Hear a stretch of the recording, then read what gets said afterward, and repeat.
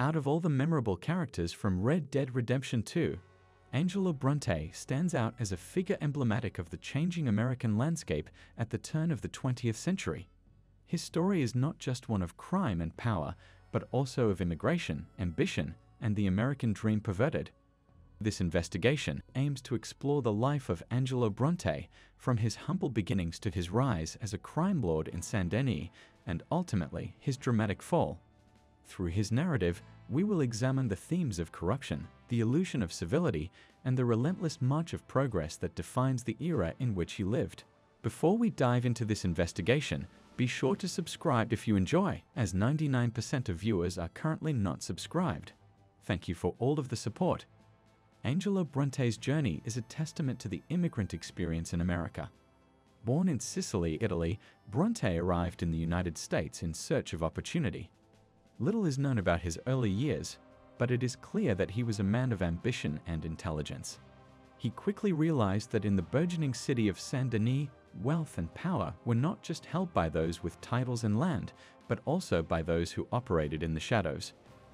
Bronte's ascent began through small-time operations, likely involving protection rackets and gambling dens. His charm and cunning allowed him to forge connections with key figures in the city's underbelly, which he solidified through the exchange of hefty bribes. These bribes ensured a mutual dependency between Bronte and the city's officials, creating a protective shield around his illicit activities. On the surface, these businesses appeared as legitimate enterprises, contributing to the city's economy and Bronte's image as a successful entrepreneur. However, beneath this veneer of respectability, these establishments were integral components of his extensive racketeering network. They served not only as fronts for laundering the proceeds of his various illegal activities, but also as hubs for organizing and controlling his less savory dealings. Gambling houses, which were among his holdings, likely provided a steady stream of income, while also offering a venue for manipulating the city's elite through debts and favors. Smuggling operations were disguised as legitimate trade, with Bronte's businesses acting as the perfect cover for the movement of illicit goods. This dual-purpose strategy was a hallmark of Bronte's cunning, allowing him to maintain a reputation as a prominent businessman while simultaneously operating as the crime lord of Saint Denis, with his tentacles reaching deep into the city's economic and social fabric. The corruption of law enforcement was particularly egregious. Bronte's financial contributions to the police force effectively bought their loyalty, ensuring that his criminal operations proceeded without interference. This symbiotic relationship between Bronte and the city's protectors was a cornerstone of his power, allowing him to operate with impunity. He was not above using violence, but he preferred manipulation and bribery, tools that left cleaner hands and loyal subjects. By the time he was a man of middle age, Bronte had established himself as a pillar of the Saint Denis community, albeit a pillar built on a foundation of vice and extortion. At the height of his power, Angelo Bronte's influence was felt in every corner of Saint Denis.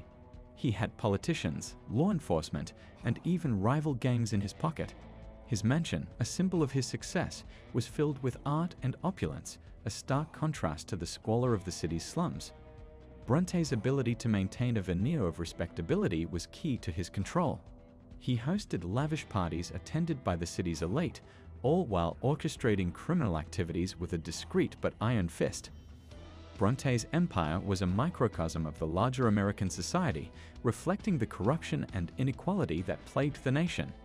He was a man who understood the power of perception and used it to his advantage. Under his rule, Saint Denis became a city where anything could be bought for a price, and where justice was only as strong as the man wielding it. The implied murder of Henry Jenkins, a diligent policeman investigating Bronte's activities, is perhaps the most direct evidence of his ruthless nature. Jenkins' death was a calculated move to eliminate a threat to Bronte's empire, a clear message that those who pursued justice would be met with fatal consequences.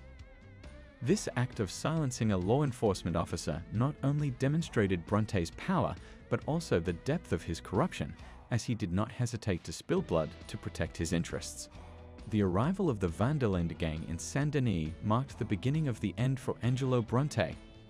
The gang, led by Dutch Van der Linde, was a relic of a dying age, holding on to ideals of freedom and loyalty that were becoming obsolete in the face of modernization. Bronte saw them not as a threat, but as a tool to be used and discarded. This underestimation would prove to be a fatal error.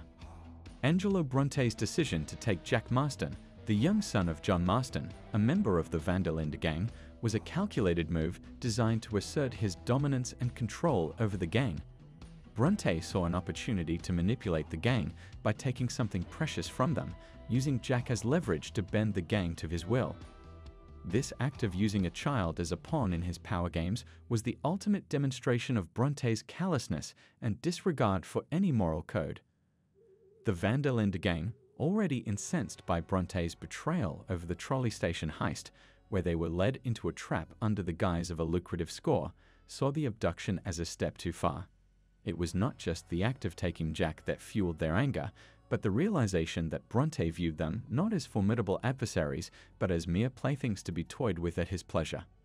This deep-seated rage, combined with the personal affront of endangering a child, galvanized the gang into action, leading to a fierce attack on Bronte's mansion. The assault was a clash of worlds.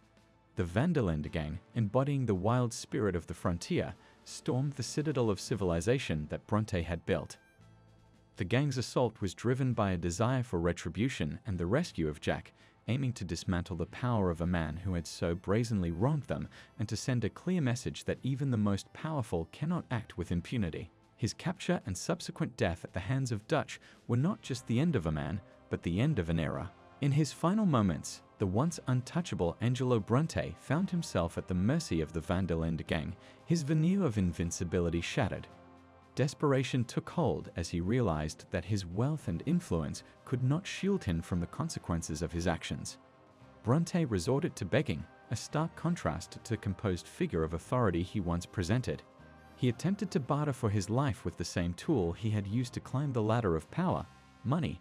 Bronte offered bribes to the gang, believing he could buy his way out of retribution as he had so often bought his way out of legal troubles. However, his offers were met with cold indifference. The gang was no longer a piece in his game, but the players of their own justice. This moment of humiliation for Bronte was a profound reversal of roles, with the crime lord reduced to a plaiting, powerless figure, ultimately unable to escape the fate that his own corrupt actions had wrought. Bronte's demise was brutal and unceremonious, a stark contrast to the image he had cultivated. In his final moments, Bronte faced the reality of his choices. His empire, built on corruption and exploitation, crumbled as easily as it had risen. The alligators that consumed his body were a metaphor for the nature of power. It is voracious, indiscriminate, and ultimately self-consuming. Angelo Bronte's portrayal in Red Dead Redemption 2 is a study in moral ambiguity. His actions are undeniably criminal, yet they are conducted within the framework of a society that is itself corrupt. Bronte is a man who has mastered the art of survival in a predatory environment, raising the question, is he a villain by nature, or has he been shaped into one by necessity? The game invites players to ponder the nature of evil and the circumstances that cultivate it. Bronte and industrialist Leviticus Cornwall represent two sides of the same coin. Cornwall is the face of unbridled capitalism, exploiting land and labor for profit, while Bronte embodies the shadowy side of power, manipulating the system from within. Their contrasting methods of exerting control offer a commentary on the multifaceted nature of villainy and its pervasive influence on the American frontier. The death of Angelo Bronte signifies more than the fall of a crime lord.